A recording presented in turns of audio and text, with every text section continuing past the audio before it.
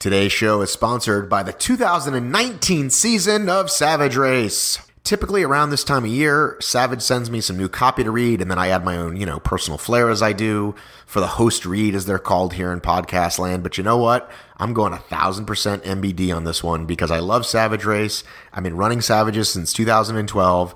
They know me by first name. They know my kids by first name. First of all, Savage takes the cake for the We Care Award. They put on great races, and you can feel that love, but also if there's ever been any issues, they always take care of it. They always take care of their customer. I just love how they do that. They continue to innovate. Every year they throw at least a couple new obstacles in there. They're super fun. I really love Savage Race. This year, they're up in the game on the Blitz. That's their new short course. So you can win the classic Savage distance race on Saturday, then the short course on Sunday to double up. Ladies and gentlemen, I love Savage Race. Please go check out their races. Everyone says, oh, they won't come to the West Coast. You know why? Because they're not idiots. They can't just move overnight across the country. It's expensive. We all know what happened to the last company that tried to do that. This could be the longest host read ever. I love Savage Race. Check out SavageRace.com.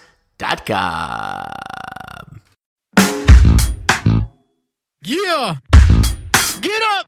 Welcome to the Obstacle Racing Media Podcast with Matt B. Davis. With over 300 episodes since 2012, Matt has produced the most consistent podcast in OCR. Each episode, Matt speaks with race directors, athletes, and industry insiders to bring you the most in-depth interviews and conversations in the world of obstacle racing, adventure runs, and ultra marathons. If you have small children nearby, now is the time to put on some headphones or send them off to watch Phineas and Ferb, as there are occasionally four-letter words, which are not bleeps. Now, here is your host. Now here is your goddamn host. Now here's your host, fucking Matt B. Davis.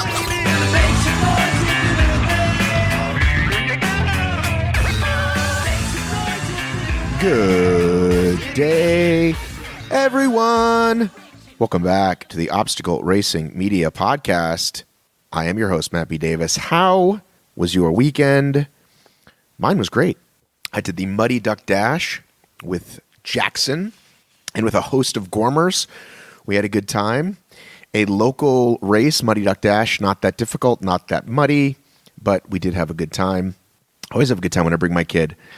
Hey, I need to do something first here, today's episode, before I forget, and that is make an apology to one Jack Bauer and one Benny Gifford and one Bracken. I think, actually, I'm not supposed to apologize to Jack. Jack's just forcing me to do this. So a few months ago, Jack's like, hey, have you heard the new Benny and Bracken podcast? And I was like, oh boy, Obstacle fucking Dominator, changing again.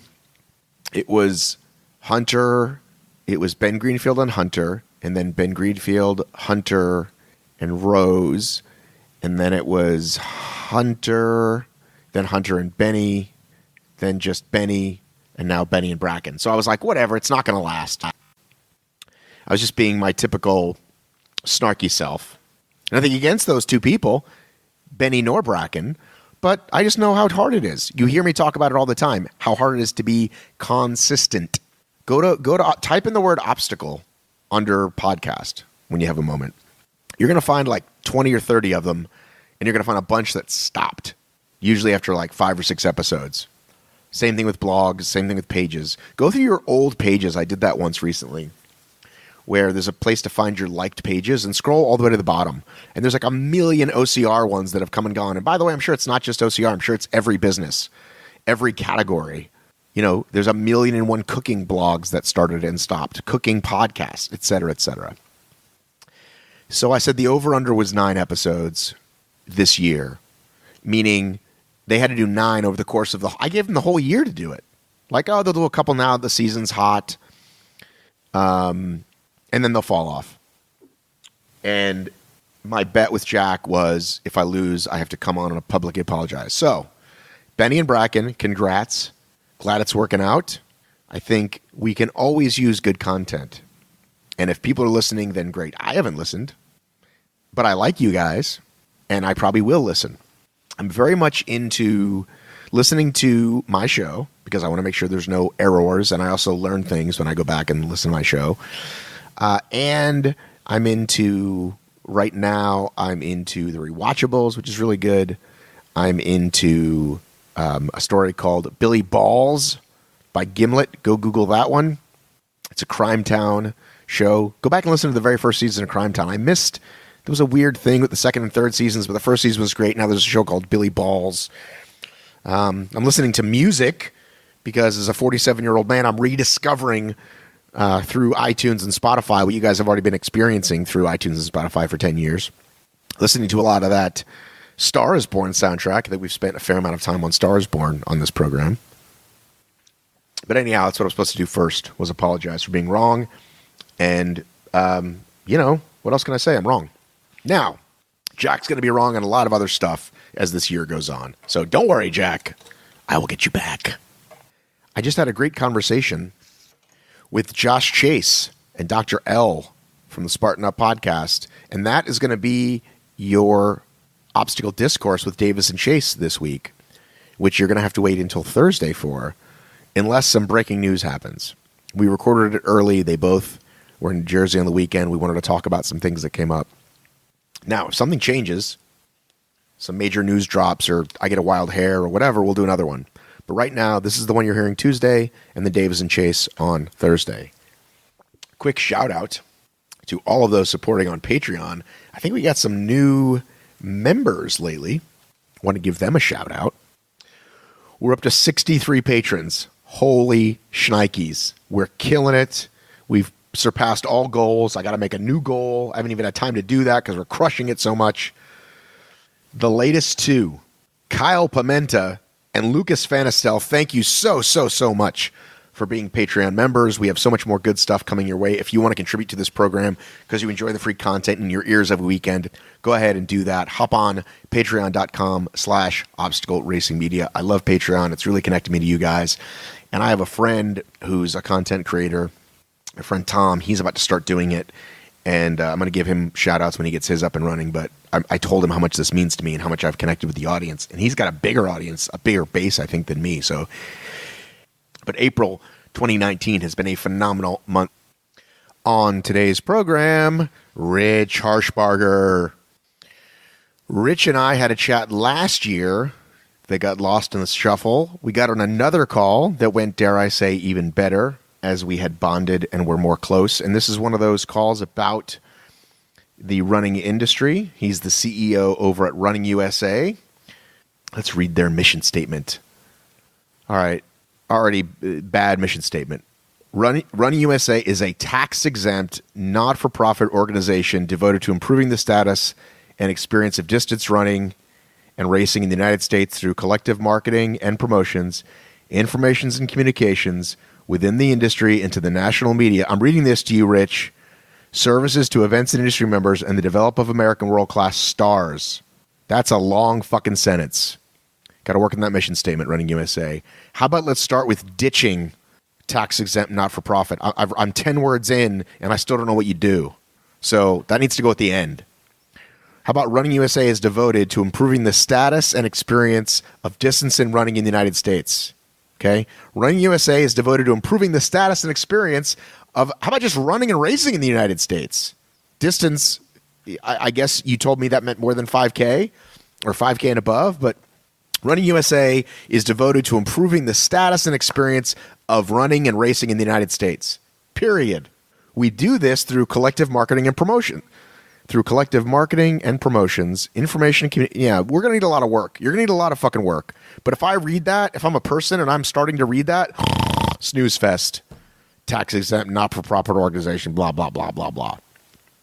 So, now that I've solved your problem, now that I've solved all your problems, Rich, by shitting on your vision statement before the interview even starts, I know you can take it. That's why I'm going with this and I'm not going to go back and edit. I know you can take it. I wish I had read this before we talked, because I think you would agree with me. I think you would agree with me, and we could have rewritten this by the time this thing aired. It seeks the advancement of sport and provision of value to each of its members, events, and businesses. How about we help race directors and participants enjoy running more? I'm just spitballing here. How about Running USA is here to help race directors with whatever tools they need to have the best events ever. Like, that's one of them. I can't solve everything in 5 seconds. But Rich and I had a great chat, and I hope Rich is brave enough, and I know he is, to share this with his people, even though I just crapped on part of his purpose there.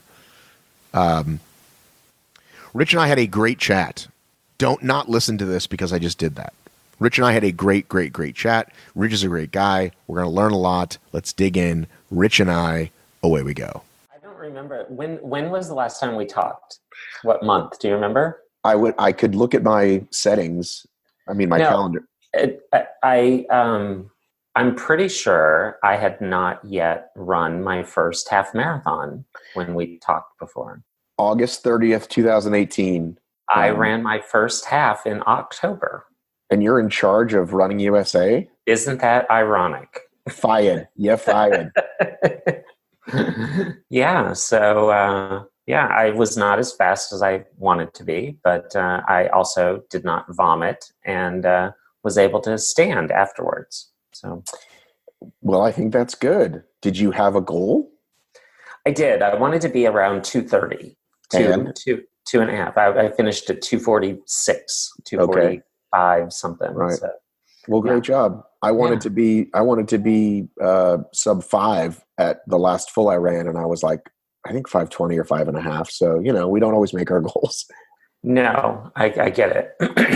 But I have to tell you, that's kind of my next goal, is to do a full. How many fulls have you done? Well, funny me, I've done multiple ultra distance races, but had never done a half or a full. And I kind of had a badge of honor around it. Like I would never what do you call it? Be a marathoner. I would never lower myself to do a marathon. Because when I did my first 50K, this is 2013, people were like, well, have you ever run a half? I'm like, no. Like, have you run a full? I'm like, no, but I'm training for a 50K. I'm doing a lot of long miles. Like, there's no law. Yeah. So then I got this super cocky attitude that I thought, when I'm going to do my first full, I'm going to sign up for a triathlon. And that'll be the only time I will have done a full. Like, how cool is that? But I'm a very different person now. I'm grown. I'm mature. And last year was a year of many 10Ks. I did 2 halves. I did a full. Just because I've been running, these OCR races, I've done 100 something, 50 something of these things. And as I've said to many people, how many times can I do a bucket carry or a certain obstacle? So I'm very much in the do whatever you feel like doing. I wanted to get sub 2 half, and I got 2:01 twice. And so now that I'm fucking getting that goal. That's going to happen. That's great. That's great. Yeah. For the half, that's definitely going to happen. What do you think with all I know how into the all OCR that you are and have been, maybe that's OCD too. How long, what do you think about all of the television coverage and everything, is that helping or hurting? It's certainly not hurting, but I feel like if you look at Tough Mudder bought these CBS bought these Tough Mudder properties. And they were airing them, right, on CBS Sports, which is a different channel than just regular CBS. But some of that's all going away, right? With streaming, it kind of doesn't matter.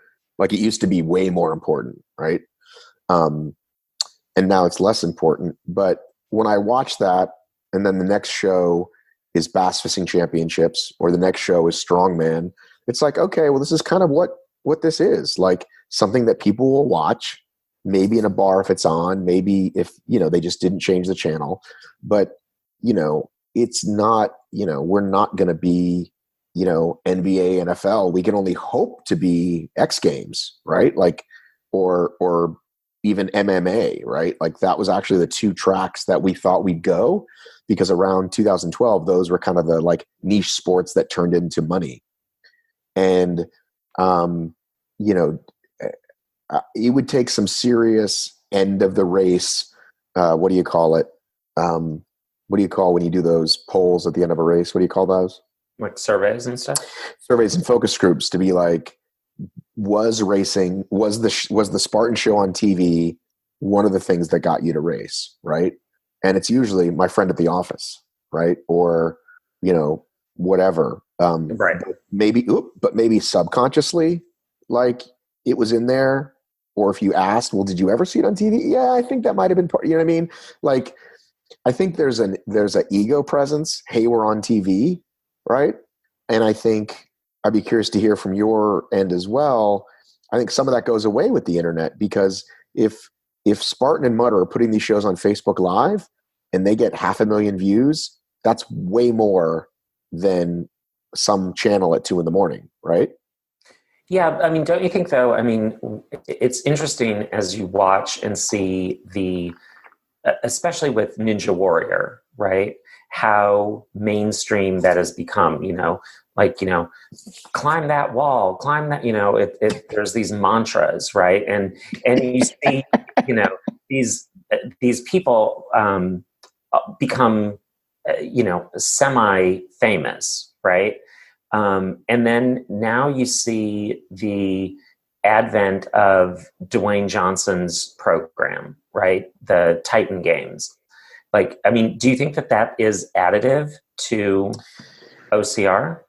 First of all, I'm so glad that we've talked for a few minutes and I haven't asked you one thing, but this is exactly the kind of dialogue I like to have, so it's fine. Like, I'm totally cool with it, so you can keep asking me stuff. I'll eventually ask you stuff. Oh, by the way, this is Rich.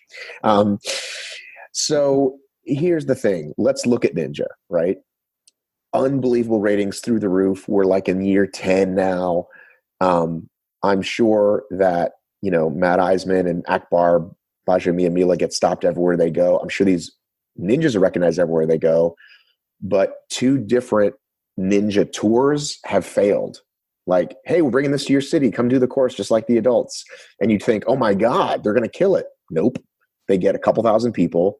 There was one show that the producers even signed off on, like started right at the same time these other guys did. One's called, they both have the word ninja in them, but one is like sanctioned by American Ninja. American Ninja is like wrestling, right? Like they have a stranglehold. You can't use the word ninja. You can't use their logo, blah, blah, blah, right? Or CrossFit. They're really tight on that. And one of the things never got off the ground. They never sold tickets. And the other guys have been promising this tour every year, and they put on 1 event, 2 events, Wolfpack Ninjas it's called. And, I think they've got a few thousand people there, but they think they're going to take over the world, and they haven't. So, and all of these ninjas are trying to figure out, how do I make a buck when the show's only on once a year, right? So, and they're getting way more exposure than a Spartan athlete, for example. You know what I mean? Well, they have the team show, they have the special Olympics show, the comedy show, you know what I mean? Like they put that thing on as many times as they can, and none of those guys are making a living at it unless they own their own gym, maybe. Right. No, that's for sure. And it's interesting too, because when you look at the sponsors, they're not terribly mainstream sponsors, right? Like Palm Wonderful. Okay. I mean, how many bottles of Palm do you have in your fridge right now? But I always think it's interesting when somebody goes all in like that, right? Because I'm sure that they've got, some people have to be buying it, right? Like, it and you're not even a fan of the show. Well, exactly. But I mean, I'm also not, a rich person that I can afford $8, pomegranate juice, for a bottle that's this big. Right. And just a quick thing, Beat That Wall, just so you know, is a very reality produced thing. That did not occur organically. Oh, I'm sure. That's producers holding up signs saying, please say this. Yeah. And that's part of my crowd. And that's part of my not being a fan of Ninja for those reasons. It's like, hey, do you want to be on our show? How much cancer is in your family? Yeah. And the Catholic ninja, like he just decided to start doing handstands down the aisle, right? Come on. I mean, there's a little bit of manufacturing there. I get it. I get it. And again, it plays well. And again, I'm okay with some of that, right? Like, again, I don't know why we're talking about this, but let's go back to wrestling, right? Like Hulkamania, like he had to beat that drum, right, consistently, but then it becomes part of if you do it right, even he admits it, being a bit of a carny, right? So I'm okay with that. If you're good at it, most people aren't. And if you can get something that catches, which again, most people aren't. I mean, and then you get a sex tape and a reality program and, there you go. Let's not even go there, Rich. Or actually The Rock's a great example, right? Any of these guys in the WWE, they're making a good amount of money and fame, but they're getting the crap beat out of themselves, right? As much as probably NFL players. And then they ends up, painkiller addiction, drug addiction, mental health issues, blah, blah, blah. And so the very few that break out, John Cena, The Rock, you become a whole brand, but that's because he went, all in on, can you smell what The Rock is cooking? And the Titan Games is one of a very long line of these shows that they're on a season or two and they go away. They don't move the needle. No, I wanted to like that show. I wanted to, be a fan. You wanted to beat that wall. I did. I wanted to, but I don't know why it's still on. I like the scope of the obstacles. I like those big giant things they build, and it's probably the same team that builds the stuff for Ninja Warrior. Those guys are great at what they do. Like, it's amazing when you've seen it, and I got to see some up close on the second season of the Spartan Team Show. But even just on TV, like two people doing a giant tug of war with some massive piece of metal. That's super cool to watch. Yeah. But I also have a season of I'm trying to think of a popular show to catch up on, but I almost said House of Cards, but that's last year. You know what I mean? Whatever. It's very Gladiator, right? I mean, right. They're all very Gladiator. Gladiator kind of broke the mold, and they tried to bring that back with the Hulkster, as a matter of fact, a few years ago. But I think we have too many other choices now, right? People want to watch. When people say what's a good bingeable show, no one is saying the Titan Games. Yeah, well, and it's interesting that even a show like Survivor is, back on. Did it ever leave? Exactly. We're looking at 20 years, 2 seasons a year of Survivor, right? It's insane. But I think that's the thing. Just like a pop song, shit, this worked. How can we make this work for as long as possible? Yeah, we'll do it until everyone hates it, and then we'll do something else. Yeah. Right. And speaking of song, if I break out into the "Tell Me Something, Boy," it's an earwig in my head right now. What's the Shallow song? The Shallow song from A Star Is Born. Oh, I'm sorry, I've yet to see Star Is Born. I haven't seen it either, fully disclosure, but the internet has been broken on the Bradley Cooper, Lady Gaga version at the Oscars. Google it after this and you'll know why. I totally will. Are you an Oscar watcher? I'm not, but I did this year just for that. So it was very captivating. You don't attend Oscar parties? I don't. I haven't seen a single one of the Oscar nominated films. None of them. And you have kids. How can you? You don't. Have you? No. Yeah. You're too cool training for your next ultra. No, I'm definitely not doing that. But I can tell you that once upon a time, appointment television, right? Sunday night, like I would sit down and watch. Like I could, in the top of my head, like I remember the year Forrest Gump won everything, right? That goes to show you how much time has passed, right? Then it was, okay, let's DVR it because it's too long, and we'll fast forward through the awards we don't care about and the commercials, right? You don't care about cinematography. Well, no. Then about probably 5 years ago, it was, those were on last week. You know what I mean? Yeah. So, but here's the good news. If anything interesting really happens, that's what the internet's for. Here's 2 minutes of Spike Lee saying he hates everybody. Awesome. You know what I mean? Just like I don't need to watch, and now we're going to get way into the weeds here. I don't need to watch the current hearings, right? Because when I go to YouTube News will give me like 2-minute clips of everything good that what's his name is saying, whereas my wife wants to watch 6 hours of it. Right. No, I get it. You're absolutely right. So thank God for stream culture, because it's what's his name? Do you know who Jesse Itzler is? No. I feel like we talked about him last time. He's a super successful guy. And he talked about when he did the math of watching college football every Saturday and pro football every Sunday. And then you add in the Monday night game. It was like something like 36,000 hours. And he's like, well, now I cut all that out and I get way much more done, or whatever it is. Like if it doesn't fit in these certain buckets of my life, I'm not doing it. And I do watch pro football, but I'm not religious like that. But the point is, I've got limited time. If I'm going to watch anything, right, it's going to be something most likely with my wife, because we're going to get some value of watching it together. And then if she's not around, I'll just watch something for me that I don't, you know what I mean? Like I'm not going to start a show and then hope she catches up. Right. I also don't do I know a lot of people do this like in the background thing. Like, oh yeah, that's a show I watch while I look at my iPad or whatever. And I'm like, I got to be into it. I can't watch anything in the background. Yeah, I'm with you. We watch a lot of, but we hardly ever watch anything that's live. I mean, besides football, I mean, we're a football family too. And who's we? Me and my husband. We've been together 19 years. And you didn't go to any, and you went to no Oscar viewing parties? No. And you consider yourself a respectable gay man? We're not that gay, though. That's the thing. We only just saw Wicked like 3 months ago. Yeah. I was going to ask about A Star Is Born, but I couldn't remember, honestly, if you were, and I'm not going to, in 2019, make a possible gay joke and be wrong. So I was like, I'm better hold off, even though I'm pretty sure he told me.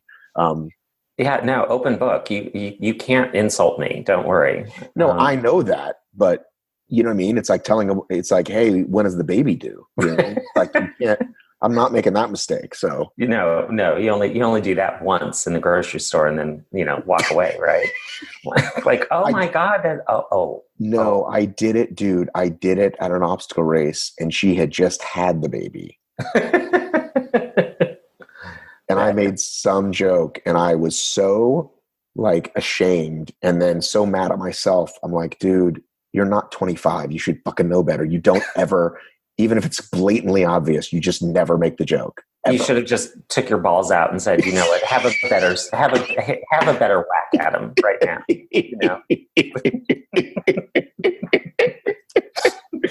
I'm so glad I don't have a PG podcast. Are you this open on all the shows you do or all the media that you do? I assume absolutely. Really? You are? Except when I talk to like Forbes or the New York Times. That's what I mean. So people want to know. People, you have to have a personality, especially, I mean, for anyone listening, I mean, that's why they listen, right? They want to have a good time. They want to learn some things, but they also want to have a good chuckle. Director of the Detroit Marathon for 10 years and learned a lot about the sport through that. But no, was never a good runner, never liked running, but definitely appreciate the accomplishments of people, feeling like they do when they cross the finish line, whether they've achieved a goal, they've qualified for Boston, they've set a record, all of those types of things. But more inspiring to me were the people who were middle or back of the pack. Those are the folks that, you see that have lost weight, that have overcome illness, that are raising money or awareness for something. Those are the folks that I find the most enduring. So, it's a huge privilege to work in this industry and to see that on any given Sunday. So what is the purpose of Running USA, purpose and or vision? And are there both? Are there both? Yes. Is there a purpose and a vision statement? Is there a whatever companies do? Everything is, as a national nonprofit, as a trade association, everything we have is public, transparent, all on our website, which is runningusa.org. The summary statement really is to help grow the sport of running. Even though Running USA has USA in its name, we're finding that there's more and more interest in the sport and what we do globally. So one of the things, to your question, what is the purpose and what is the purpose of me being on the road so much? It's really about going and helping and supporting our members. One of the things that is in our organization's DNA really is to bring people together, to support and celebrate best practices. In 2018, for instance, there were just a huge uptick of events that were canceled, mostly due to weather. In 2018? Yes. Okay. So last year, we saw any number of events from Big Sur. Big Sur canceled their event relatively last minute. They did it a day before the event, which is better than doing it the day of the event.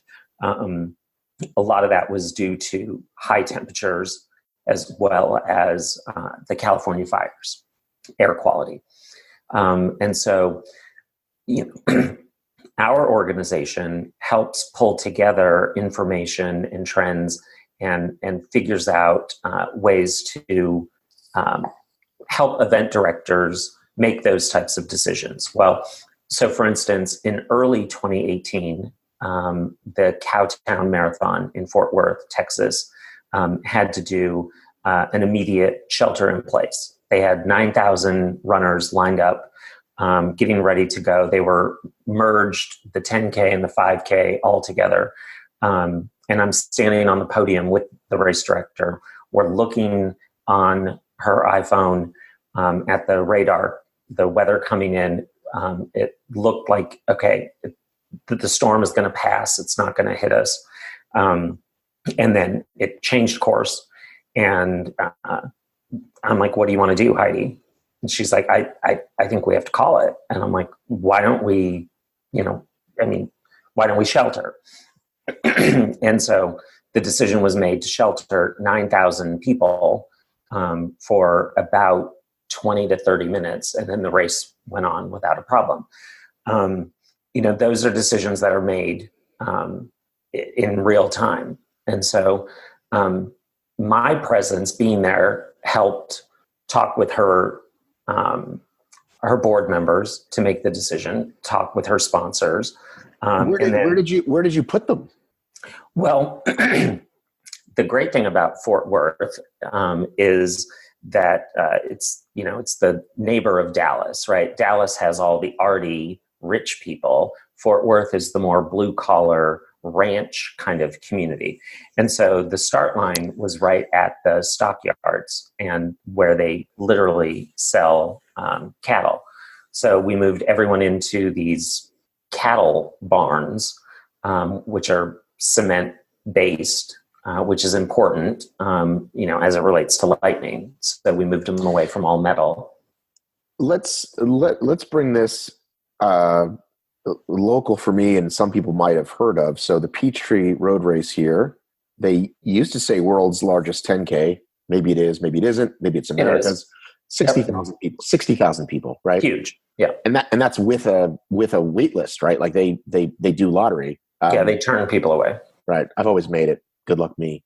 At least in the last few years, and not because I'm special, by the way. Not because I'm world famous Mappy Davis. Just like I've tried and paid my $30, whatever it is. Anyhow. So for us, it's July 4th, it's the South, and the heat is always an interesting thing, right? However, I can't see them ever canceling, even if it was record highs. They would just triple the water stations, because you ain't putting 60,000 people in the mall where it starts. You know what I mean?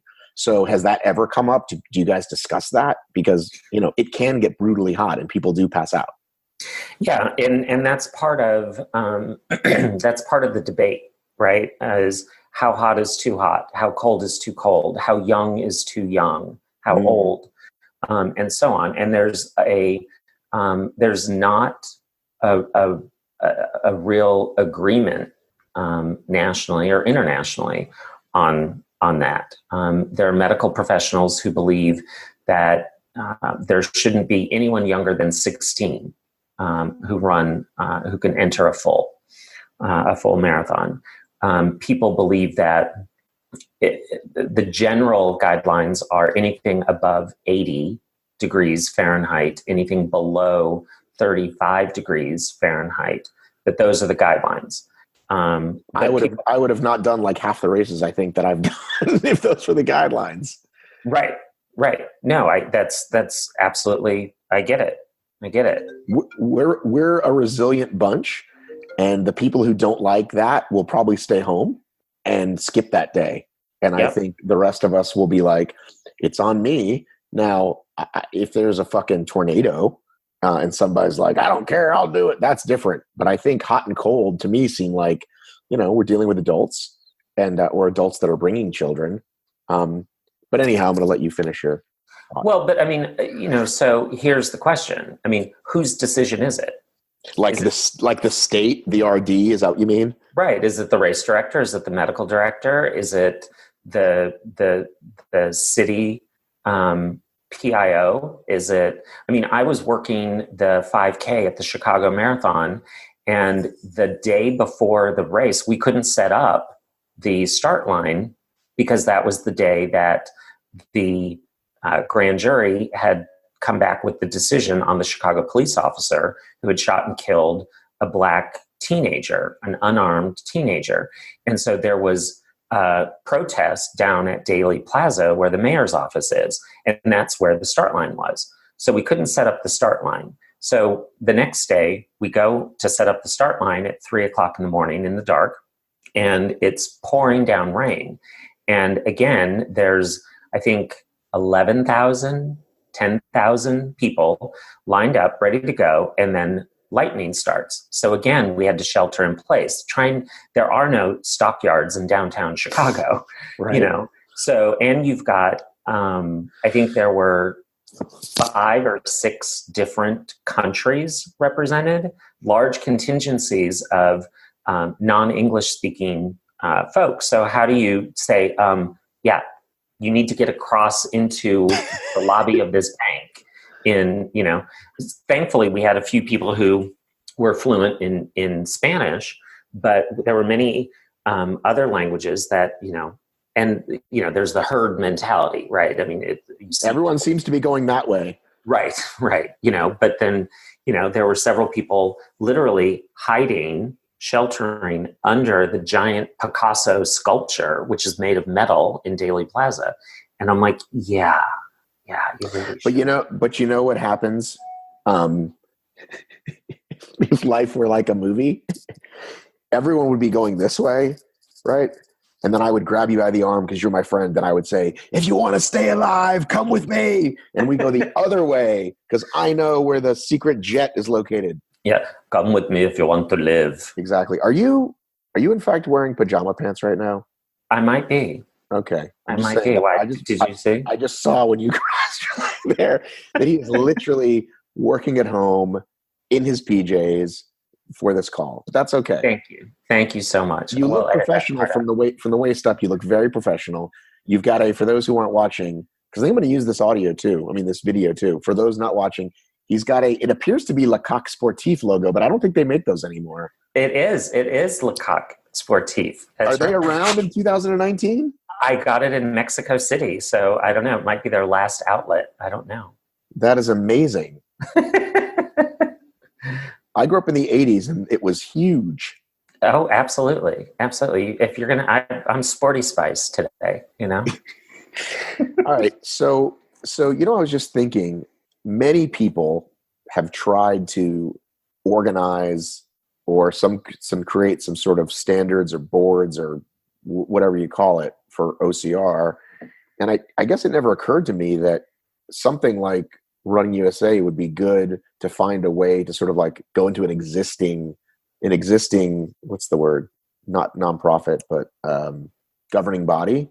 Yeah, trade association. Association, governing body. People are always trying to start them over here, and usually it seems very self-serving, whoever they are. So I don't know, has anyone ever approached you about these tangential things, or do you feel like running is just running and triathlon is triathlon and obstacles is obstacles and never the twain shall meet? Well, it's interesting, Matt, because we, several years ago, Running USA had a 2 conferences. We did one in 15 and then 16, where we brought together, we attempted to bring together the obstacle folks into the fold. And things were still, growing and kind of Wild West and under obstacle at the time. And there was a lot of almost proprietary competitiveness among them, right? Like we brought in Joe, we brought in Will, and obviously there's a lot of craziness going on right now still with that. It was right before Joe had decided to move to, I don't know where he moved to, Singapore or somewhere in Asia, right? Right. And that was great. It was great. But I think that there were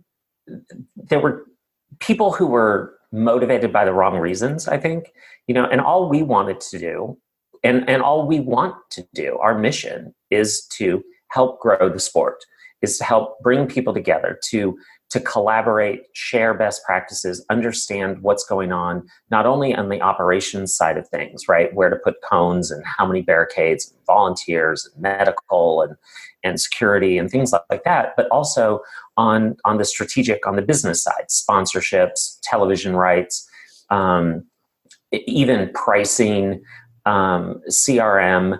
I mean, think about it this way. In the running space right now, about only in the high teens, 18, 15, 20% of runners come back to the event the following year.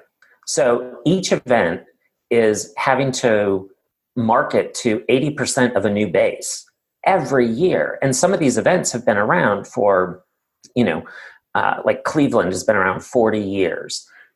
Pittsburgh's only been around 10, so think about having to recreate a new base of 80% of your customers every year.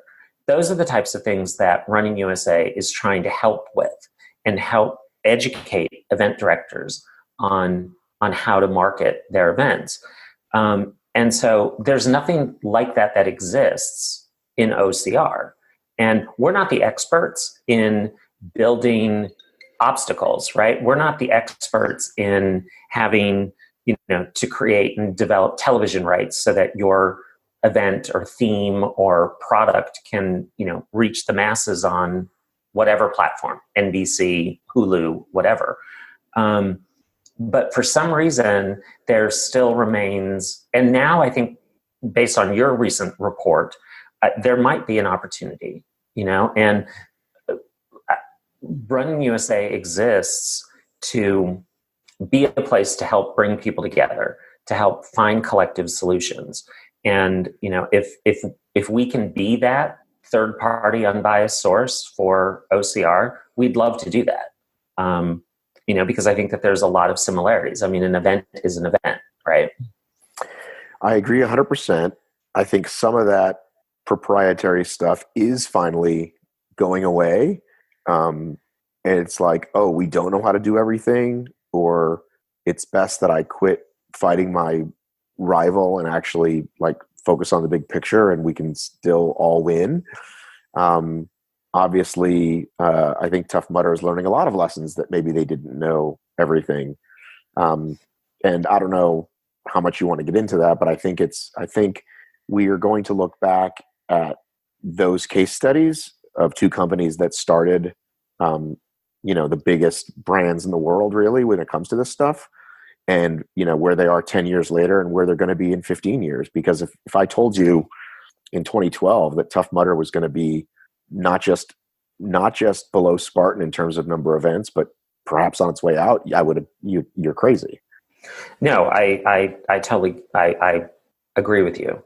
I think that the lessons from, at least in the running space, when you look back at, obviously the bombings in 2013, but more likely to happen, and what we've seen over time, is the weirdness in weather patterns. And you look at the mistakes that New York made in, I forget when Hurricane Sandy was, 2011 or 12, whenever that was. There are lessons to be learned from all of those things, regardless of scale, regardless of proprietary, status, right? So, New York, Chicago, Boston are always going to be their own things. They're world majors. They have, their own prestige. But the lessons that have been learned from those types of things are scalable across the world. When you look at, I forget what year it was, 2017, I think, at the Rock and Roll San Diego event. It was their 20th anniversary, and there was, unrelated to the race, a woman who turned out to be under duress. She was in a high-rise parking structure, started firing a gun just randomly. She wasn't, it just happened to be on the race day. She wasn't aiming at the race. It wasn't, a lone shooter kind of situation. But it was right at the finish line. And it turned out that she was upset with a boyfriend or husband, and she was mentally ill. But those types of events, those things that happen, those are the lessons that we try to bring together and then share out. Because in Houston, in I think 2016, there was a vehicle chase that was happening right before the race started. It was very early in the morning, 5:30 or so in the morning. And the police were chasing this vehicle who got onto the course. And they were able to, the suspect crashed the vehicle, and they were able to close the course again. And hardly anyone knew that was going on in terms of the participants. But race officials, obviously were aware of what was going on. They didn't know if they were going to have to delay the start, if there was going to be additional, if they were going to have to reroute that part of the course because it was a crime scene. Those are the types of things that while the mass public aren't necessarily aware of everything, those are things that can happen, whether it's at a 5K or, it's different in obstacle because it's a closed, circular kind of, it's not 26 miles of open roads. Right. But, those are the types of things that are real.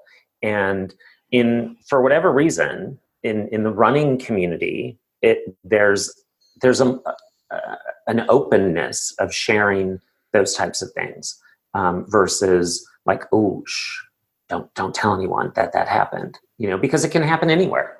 I mean, lone shooters and weather and wild vehicles, those are the things that are more likely to happen than, And people having heart attacks. Well, absolutely. We just had one of those where we've had a few of those. Like sometimes they die on site, sometimes they get taken off, but it's like, did the obstacle race kill them? Not really. Like it would have happened at a marathon. You know what I mean? Like they had a heart attack. Yeah. Well, I mean, but you also have, those stories of the people who have open cuts because they've run through razor wire and then they get gangrene, right? Well, I don't know if it's been gangrene. There was some explosive diarrhea thing a few years ago. Everybody tagged me in that post and I kept getting it on my feed, but who doesn't want to lose 10 pounds in 10 minutes, right? Well, really, I think we all could, but I will say I've done, at last count 100 and, like 60 of these, and nothing like that has happened to me other than like the occasional rolled ankle. But I've been through a lot of disgusting water. And as I said, people are resilient, lots of swamp, and people are pretty resilient. What do you do with your clothes when you're done with a race? Wash them. Is that a trick question? You don't throw them out. Yes, I've bought 150 outfits for every. I love how you use that word, outfits. Outfit. Well, I'm pretty fabulous that way. Well, if you learn pretty early on that you want to bring a change to the race, and you want to bring like a garbage bag, so you throw everything muddy in the garbage bag. Oh, bless you. They have showers, usually at the race, some sort of hose situation, sometimes super great, sometimes the water's not that powerful, to sort of rinse everything off and rinse yourself off. But that's rare that I even use them. I typically just, throw everything in the bag, clean my face with whatever, and, and I'm working the rest of the day, right? I'm like doing interviews and I'm walking around. It's never like Warrior Dash is historically this race that will give you this big giant mud pit at the end just so you can have this great muddy picture. At this point in my obstacle career, I just skip that because what's the point? Now you've given me 30 minutes of washdown time. But if that's somebody's first race and they want to have that, look at me, I'm muddy experience, absolutely. But you'll find that clothes and shoes, much like human beings, are resilient. And some people have gone a pro tip. They go to the car wash. They use the power washer. Right. When people were new in doing this, there was this whole donate your shoes movement, which there still is at a lot of races. Hey, you're doing this one muddy race, throw out your basketball sneakers afterwards. But now, shoes cost $150 and I'm not throwing it away after the race. I'm sure people send you shoes though, don't they? Because you're so popular. Well, sometimes I review them, and sometimes, yes, just because they like me a lot. But I still don't throw out my shoes. Like, I would give them to, I've done that many times when I've like been given a size too small. I'll just give those away on, on our website or whatever. But no. What's your go-to brand? So right now in the office, I'm here wearing some Merrells, which are actually super muddy. I'm going to show them to you. Nice. They're super muddy because instead of being smart and putting on shoes that I would race in when I'm running around at the race, which I do often, I just put these on in the morning in my hotel and forgot to change them. So that when I'm running around doing interviews, whatever, they're caked in mud. But it really depends. I really like these Evo Jaws, which have these great teeth. There's a brand called VJ USA, who've been in Europe for a long time, but are just getting to America, and all things transparent. They are a current sponsor, and I've been wearing those, but I wouldn't wear them if I didn't like them. So have you heard of a company called Miro, Miro? Should I Google them now? So you may want to, and this might be interesting, of interest to your listeners as well. So Miro is started by these guys who basically worked with McDonald's to really zero in on their monopoly game. Anyways, they're an artificial intelligence company. So wait, it's not Miro shoes and handbags? No, that's something different. It looks very different. They are an artificial intelligence company that is partnering with timing and photography companies. Could you spell it again? Miro. Well, they need to work on their branding, because the first thing that comes up is 10 things for shoes and handbags. Maybe Google Miro artificial intelligence. I'm putting AI. How about that? That might AI superpowers for brands and athletes. There you go. That's them. They have right now. They're big in Asia. Taylor Host is one of their founders, and they are partnering, like I said, with timing and photography companies, and they're able to track now at different races footwear and other brands that participants are wearing, and they're able to do analysis over time. Okay, Jane Doe ran 9 events this year.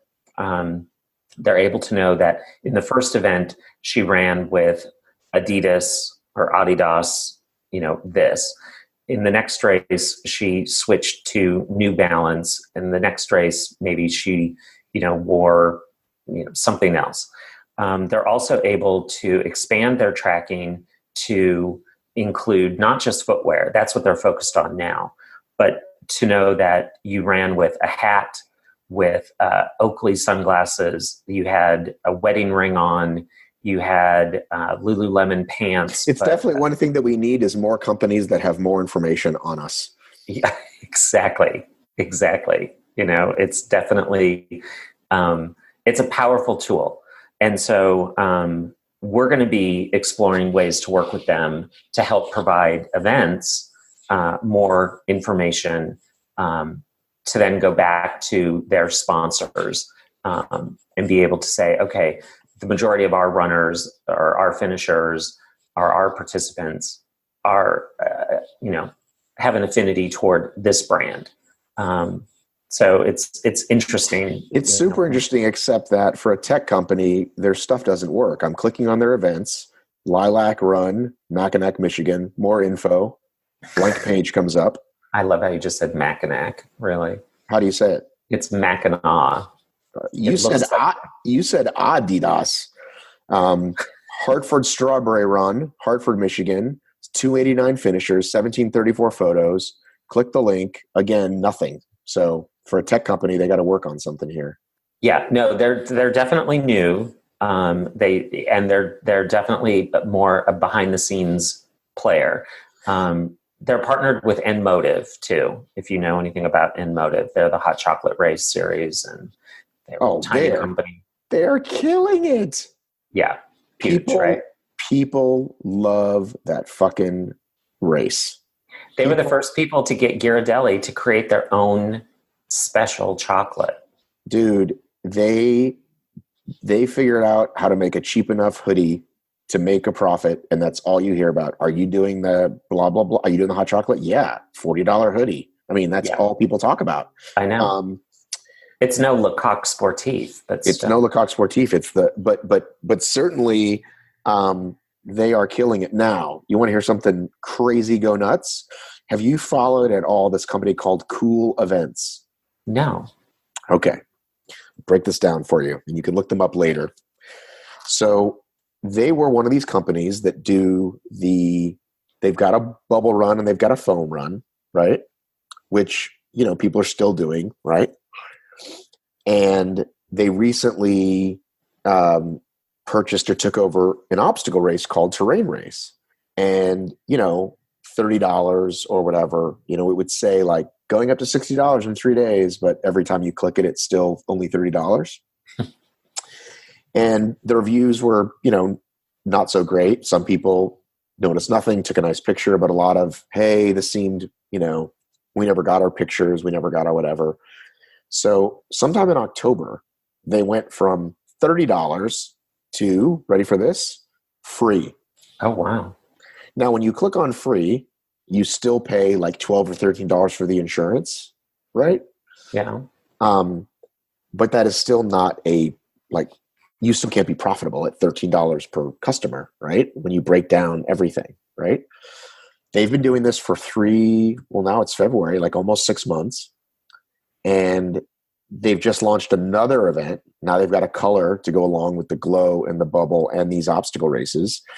We thought, well, what's going to happen is they're going to do these obstacle races and they're going to be horrible because the lines are going to be backed up and there's going to be shoddy obstacles. It looks like they actually went out and purchased some new obstacles, some truss that a lot of these companies are using. Anyhow, I get to interview the guy when he comes here in 2 weeks, and I'm going to just flat out say to him, like, what are you doing? Like, is your goal to just give these away free for a year and then raise the prices back up and hope to keep half of them? Like, it just makes no sense. I mean, they sold out at 8,000 racers. So let's say 30% show up, right? That's a lot of people. Oh, that's 1 day. That's Saturday. Now they're adding Sundays. And they're all over the country? Yes. And I couldn't get him on the line, which made it seem more shady to me. But the guy's going to talk to me in Georgia. He says he will. So we'll find out in 2 weeks for sure. But free races. Yeah, keep me posted. That's interesting. I had no idea that's where you were going. I find it. I hate it. I'll just be honest, since it's just us girls talking this morning. This is the only industry. What other industry announces price increases? Hurry, the price is going up tomorrow. Hurry, the price is going up. Like, the milk advisory board doesn't do that. Gas stations don't do that. Airlines don't do that. I mean, it drives me nuts that we're an industry, again, regardless of whether it's road racing or obstacles or fun run, anything, that, we are an industry hooked on promoting the fact that the price is going up. I don't get it. Well, I'm okay. I think, to me, the gradual time thing makes the most sense, right? Give people an incentive to sign up early, right? But what OCR has suffered from massively is discount crazy, right? Groupon crazy. And so much so there's a race I really enjoy. They're called Savage Race. They're one of these second tier players you read about in my exciting report.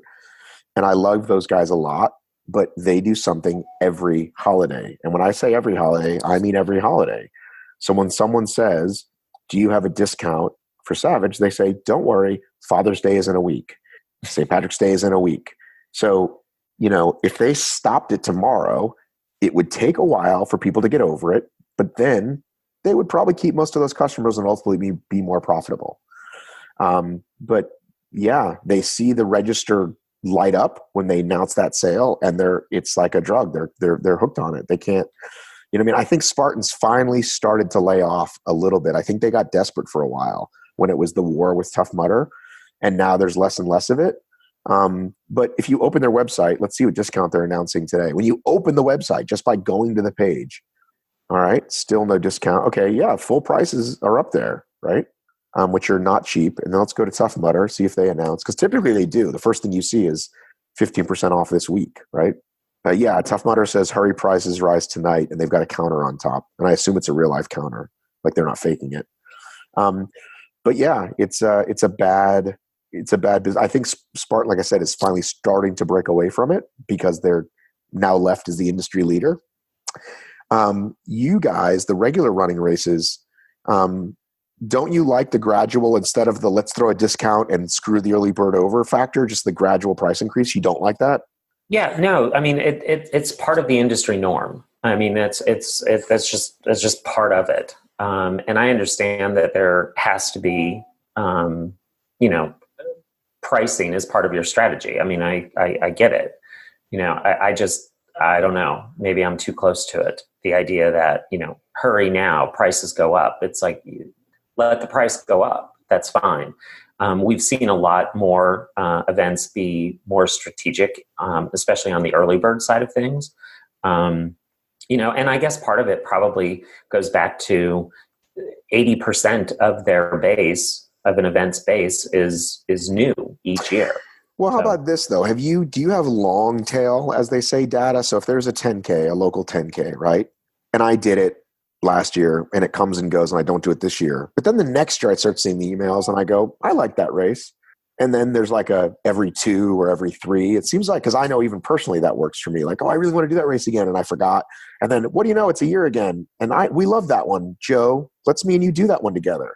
So is there some data that says they do come back eventually? It's not just complete 80% new customers? Yeah, it's one of those things that, and that's over the last several years at Running USA, both at our annual conference and just in our overall education throughout the year, is that we're explaining and teaching folks, mostly events, to look at their data and to employ a CRM strategy. Because the interesting thing is that, a lot of these events, whether they're like Pittsburgh, who's been around only 10 years versus Detroit, who's been around 40 years, you've got a huge richness in your database, right, to go back and look at. And so instead of just sending the same email to the same people, why not dig into your data and actually, because you not only know their times, their ages, their birth dates, so much about them that you're able to go back and say, hey, you almost qualified, or you could have, you almost placed, in the top 10 in your age group. So instead of sending the, hey, price increases tonight at midnight email, why not send the, hey, we want you back because you ran 5 years ago? Can I get a job with you and you can deploy me as that consultant? Because that's actually genius. And I would start with, hey, fatty, remember a couple years ago when you thought you were going to break 4 hours? Well, you didn't. And let's go.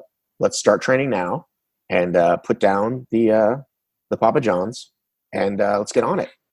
For sure. I mean, if I got an email today from the Detroit Half Marathon, which I did not hit my goal at, that said, hey, you know what, you were at 2:46. We think you can do better.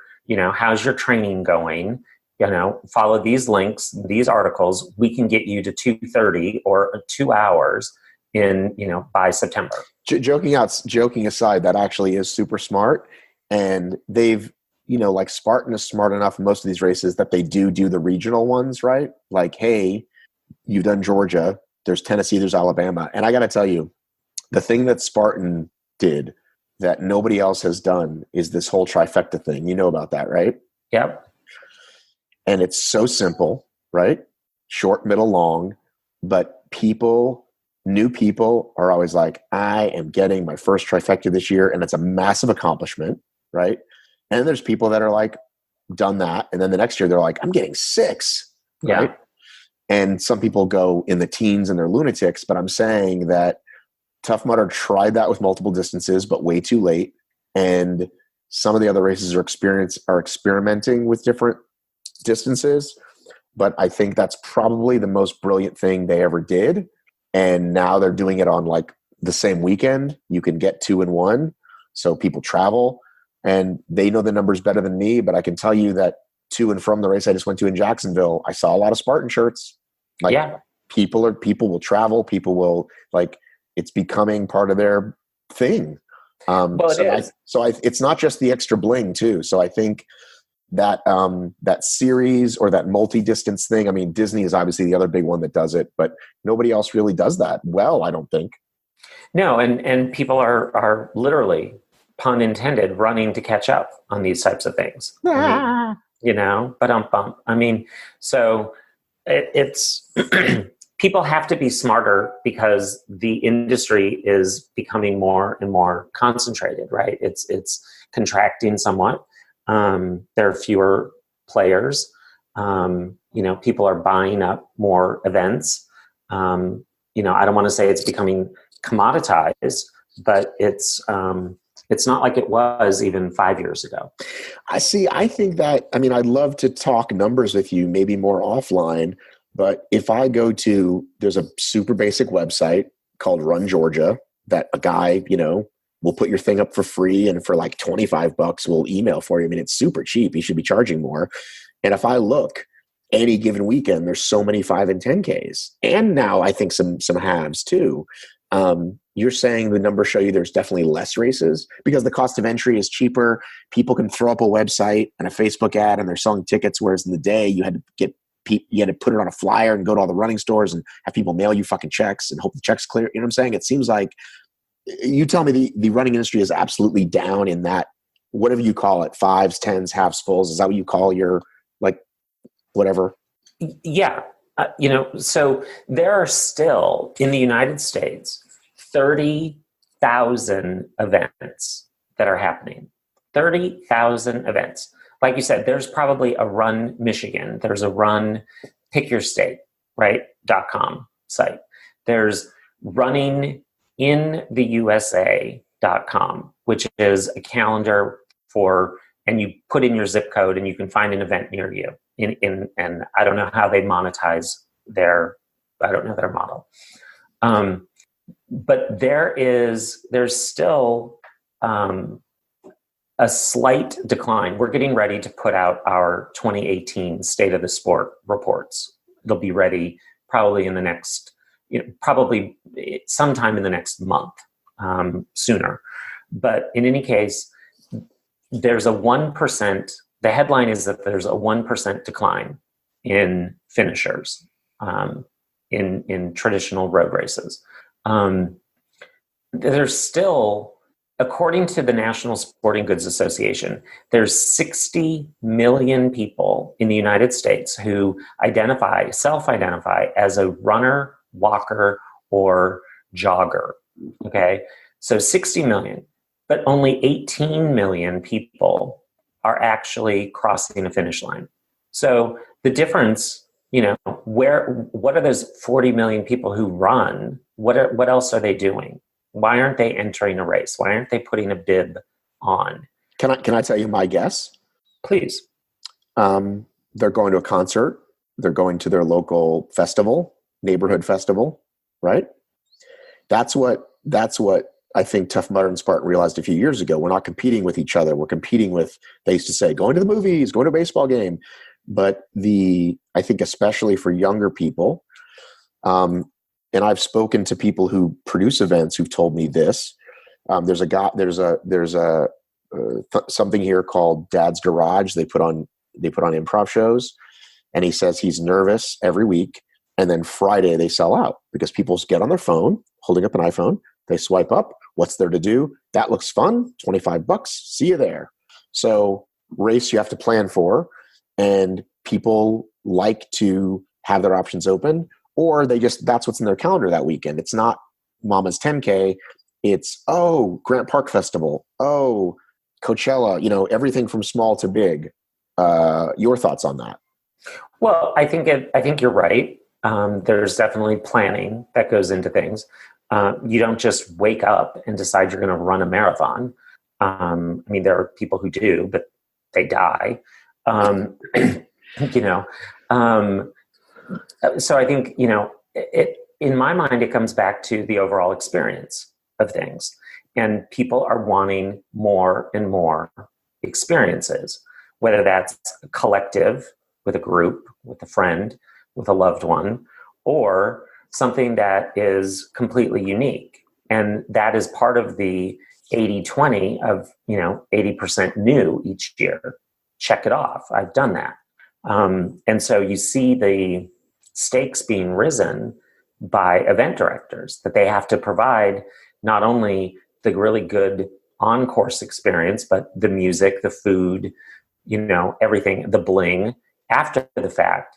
And so the game, you know, the bar gets raised. And so it's like, how do you continue to do that? And what I think in especially in the heartland, because there are those bucket list events, right? New York, LA, Chicago, Boston, Disney. I almost registered for New York a week ago, and then I didn't pull the trigger, and now I'm kind of mad. Yesterday was the. I know. Somebody said, "Did you get in?" And I'm like, I couldn't quite press the button on what is it, $295? I was like, $300. Do I want to do it that badly? Like, I know I'd have a place to stay if I went there, and that was sort of the thing. But anyway, we can talk about that later. Yeah. But yes, those are the big ones. So, I mean, I think that, you know, especially in the heartland, am I keeping you awake? It's time for a refill. We're at an hour plus of the talk. It's time for a refill. It only seems like 10 minutes with you, Matt. It only. I think this is how you've gotten as far as you have. You've charmed everybody, Rich. I'm in my pajamas. I'm being serious, though. I would like to pause and refill. Can we do that? That's fine. Do you need to do anything? See, this is great. Like, who knows how much of this we even covered last time, but it's always like the first time with you. That's right. Well, it's probably, you know, probably a good thing that the first one got corrupt, right? Yeah, like I said, it's always it just seems to always work out fine when this happens, which does happen in the world of recording things. So I think I, for one, used to be worried when people said the obstacle race numbers were down, and I've kind of made reference to made an analogy to professional football, which, you know, they were supposedly down this massive amount 2 years ago. And first of all, so what? It still meant they were in a gazillion homes. And this year they've actually rebounded, supposedly. I'm not quite sure I believe all of it. But the point is that, you know, having that data is really good. Like, you want to tell me that that OCR is dying, and I'm going to show you real numbers of 500,000 people, right? And that's a low estimate. Let's just say 400,000 Spartan alone, right? And even if that's some of the same participants, it's a lot of participants, right? So while some would say if you're not growing, you're shrinking, I can't listen to like the doom and gloom that a lot of people have. And I think down 1%, yes, if you go down 1%, eventually you will be down to nothing, but it's not anything to freak out about. No, I couldn't agree more. I mean, one of the things that I looked at recently is the idea that these sports, running, obstacle, trail, there's no league, right? When you compare it to organized sport, there is no league. But when you compare revenue and try to put it on a similar platform, you begin to see that in road racing in 2018, there was $1.6 billion spent on entry fees. $1.6 billion. And I'm not even think about how desirable the demographic is for these participants. Hot, sexy athletes. That's right, girl. I mean, they are, and you know, then if you look at the demographics, they get even hotter, right? Because they're young. Because they're young and they spend money. They're young, they spend money, they're educated, they travel. They're a different demographic than a NASCAR fan or an NFL season ticket holder. Not that there's anything wrong with that. Exactly. And I'm being serious. I mean, and me too. And do you know how much merchandise Spartan sells with just the word, we were in Jacksonville last weekend, with just the word Jacksonville on it? Huge. All of it. They sell out every effing time because it's one more piece of bling. I didn't know this because I guess it's just not the kind of consumer I am. But I was asking people, so I was trying to get numbers. Again, curious to your thoughts on this. I was trying to get triathlon numbers. I was writing a different report. I was writing something for Running US. I can't remember what I was writing, but I wanted to know, what do people spend on a triathlon, right? And people were like, oh, this much for the bike, this much for the race. And then they said this much for the food that I train with, and this much for merch when I go to each Ironman, because you've got to get all the merch. Yeah. So I don't spend money like that, right? I mean, obviously I get free stuff, but people, when they get to the race, it's the first place they go. Or when they're done racing, they've got $50, $100, and that's what they're going to do that weekend, is spend that money on that stuff. And again, like, I'm not that kind of consumer. Maybe I would have been in my 20s. Maybe it's because I'm 47, don't care, whatever. I guess if my kids were with me, I'd want to, and they're like, Dad, can you get me that? I'd probably get it. But merch is a fucking gazillion-dollar business, bro. It's huge. It's huge. And I would have put you more around, 42. Thank you very much. But, you might want to get a little injectable right there. What? I'm kidding. When you talk about merch, I mean, you look at something like Disney, and the amount of exclusive, and Disney's its own machine cult, right? Right. I mean, those people are crazy. I mean, run your ears off T-shirts are, the thing. And you look at the deals that they make with the shoe companies to create, a special, I mean, their deal with New Balance is over, but I mean, you could only get those Disney shoes at the Disney race. I'm also guessing, just throwing this out there, Disney in particular would have a lot of people who aren't even runners, who probably just walk and make the time cutoffs, but they want all those medals, right? They've got to have some of those people because that's all it is. That's all it is. I mean, mostly. I mean, they have runners, they have elites, they have people. I'm sure. But no, I know a woman I interviewed, just one, but I don't expect them all to be that way, obviously, and I think that's the wrong place to try to set a PR. Really, I mean, if you're going there for the fun stuff. But I assume there's a lot of middle of the packers, just like there are in Boston or whatever else. And then Absolutely. There's a large amount of, I love Disney. I buy I almost said DVD, but those are gone. You know what I mean? I assume they have a lot of those. Yeah. Just people that huge. are probably overweight and walk the whole course. That's exactly right. I mean, it is. And I can share my real opinions. Awesome. So anyway, back to this thing of, you better give me a decent medal, right? And I'm not even that kind of person, but I kind of am. Like, it doesn't need to be as big as my house, but just, you better give me a decent medal. If I can see you ain't cheap on the medal for any race, 5K to obstacle, like, come on. Like, I know you can get these things from China for pretty cheap. So, and give me a medal over a shirt. I've got enough shirts. I don't need shirts. Give me a medal or give me something cool, right? A glass, right? What do you do with your medals? I keep them because for me, it's about being an archivist for the sport. So I keep them all. In a drawer, in a bag, in the basement? Where? Well, I have a very specific system. I put them all on the medal hanger for the year. And at the end of the year, I put everything, bibs, medals, the guide for that particular weekend's race, in a box, in a plastic bin you get from, and it's fun to look at. Even from a few years ago, you see how different the medals have grown. You see, oh wow, that obstacle's not around anymore. I'm just this, I want to be the sort of living archivist of obstacle racing. Wow. So you have a whole system. I believe it or not, I do. For a guy that does not have a lot of systems, somewhere in the second or third year, I realized come November, December, I go to Walmart I buy the plastic bin, I throw them in there, I write the year on it, and it goes in the thing. And it's actually paid off because I have been able to make some videos, like people do with shoe videos. Do you watch any of that stuff? Do you watch Ginger Runner or anything? I have. Yeah, it's not a habit, but yes. What's your shoe of choice these days? What did you run your half in or your full? Brooks. Which Brooks? The Levitates. Okay. Like you, I also am a beneficiary of a lot of free product. And so, but right now I'm in Parasocones. They send me shoes pretty regularly.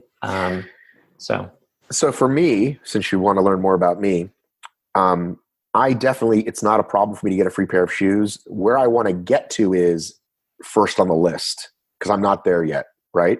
When the spring Runner's World thing comes out, like those guys get them first, right? Yeah. And so do a few others. And so that's what I'm trying to move up to now. So there's these amazing shoes by Innovate that I couldn't get for a year. And now it's been a year, you know what I mean? And so it's like, it's not new content anymore. And it's not, you know what I mean? Because they ran out, but I know Runner's World got them right away or whatever. You know what I'm saying? So now that's the next goal for me, is to move up the list on getting the shoes, like getting we only have 10 pairs of these in the office and you get one of them.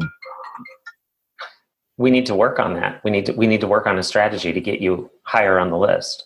I think so too.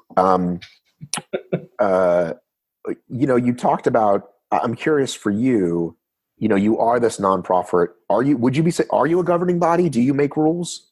No, we're absolutely not a governing body. We were founded actually out of a group of folks who 20 years ago were not satisfied with the attention being paid to long distance running. And so they were either employed, volunteered, contracted with the governing body, with USA Track and Field. And so that is the genesis of Running USA. USATF, they certify courses. They certify courses, they set rules, they determine records, they manage and make sure, obviously support and develop Team USA. Yeah. Are you friendly with those people? Oh, absolutely. Absolutely. Max Siegel, the CEO of USATF, and Renee Washington, who is I believe her title is Chief Operating Officer. They both sit on our board. So you talk about the number of days on the road. How many? And you talked about being in this, being in the middle of a Kansas tornado. That you say that you had to make this decision, and you put everybody in the barn. How many of those races, do they reach out to you to reach out to them that you want to be hands-on on site, or we want to just be there as your friend, as your mentor? How is your relationships with the races? How do you make those decisions of which races to actually go to? No. So your question is, how do we decide where to go and what do we do when we're there, basically? Right.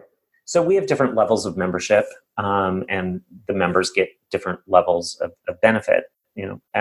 So we try to attend races that that really want us there, and they want us there for different reasons. Sometimes for instance, at the Cleveland Marathon last year, our entire Running USA team, and we're a huge team. It's me and two other full-time people. So the three of us went to the Cleveland race. They needed, it was the first year that they had live television coverage of the event. And so the race organizers in Cleveland asked one of our team members to be the color commentator in the studio. So we sent Christine Bowen from our team to, color commentate. I know her. Do you know her? Okay, perfect. She used to be at Active, maybe? No, she never worked at Active, but she's been in the sport for a very long time. She's had contracts and worked with Runner's World. She's worked with Dave McGilvery Sports. She's been that name is super familiar. So yeah, she's been involved for a long time. Yeah, I feel like I've met her. But anyway, please proceed. So she was the color commentator there. They needed some other help talking with, they just had a new medical team. They switched from the Cleveland Clinic to a local health hospital. So they wanted, they felt that bringing Running USA team members there would help sort of add, I don't know, I don't want to put words in their mouth, but a level of credibility, if you will, to their event. It was also their 40th anniversary. And so similarly, I attended the Flying Pig Marathon in Cincinnati. It was their 20th anniversary. That's a super popular one. Huge. Because it's got such a fun name. It's amazing. If you or any of your listeners haven't been, I would encourage you to go. I mean, it's a great city. It's, sponsored by Procter & Gamble, which is headquartered in Cincinnati. Kroger is headquartered in Cincinnati. The course is amazing in and around the river right across from Kentucky, and the bridges. It's just beautiful. It's a beautiful event. So we go to. What about grandmas? What about grandmas? I have not been to that one. It's one of those where we can't get to all of them, right? I mean, these are the big ones that I've heard of, and remember I only kind of keep my toe in the regular running world, but I've heard a lot of those. And it's funny you mentioned Ohio, and I think, oh, that's really far, and then you remind me that it's the border of Kentucky, which is not very far. So it's probably, for my listeners, as close as you would drive for a Spartan race, 4 or 5 hours. It's like worth it. So maybe I'll put that on my my bucket list. Yeah, it's great. And I mean, and they have, local breweries that are part of it. And I mean, it's one of those races in the heartland. And, while I can appreciate, coastal events and the big cities and things like that, I think oftentimes the middle of the United States can sometimes be overlooked. What else do you want people to know about runningusa.org? If you're in the business of running, be a member of our organization. We help bring people together and, like I said, celebrate best practices. And, we're here to help. Do. There was Rich. Do. Aren't you glad you listened? Do. Rich Harshbarger. Now, Rich, now that we've heard this amazing conversation, you and I are going to sit down and we're going to write your awesome vision statement. You know what? Sorry, scratch that. You and your team are going to rewrite that awesome purpose statement, and we're going to get something massively great that can work. And if you want me to be part of that session, or you want to run a few things by me, great. If you don't, get somebody outside your organization to have a look at it. That's what we all need, right? We all need sometimes somebody to look in and say what's going on. I get feedback all the time. Sometimes I implement changes, sometimes I don't, but we need feedback other than ourselves. I had no idea that's where this was going to go, but it's where it went. As I said, new episodes every Tuesday with great interviews like this, and sometimes athletes at the finish line of races. Every Thursday, Obstacle Discourse, Davis and Chase. This week, special guest. Donate to that Patreon. Patreon's where it's at. Be part of a cool club, get cool stuff, and help out this podcast that you love so much. Love you, miss you, mean it. I've got to run.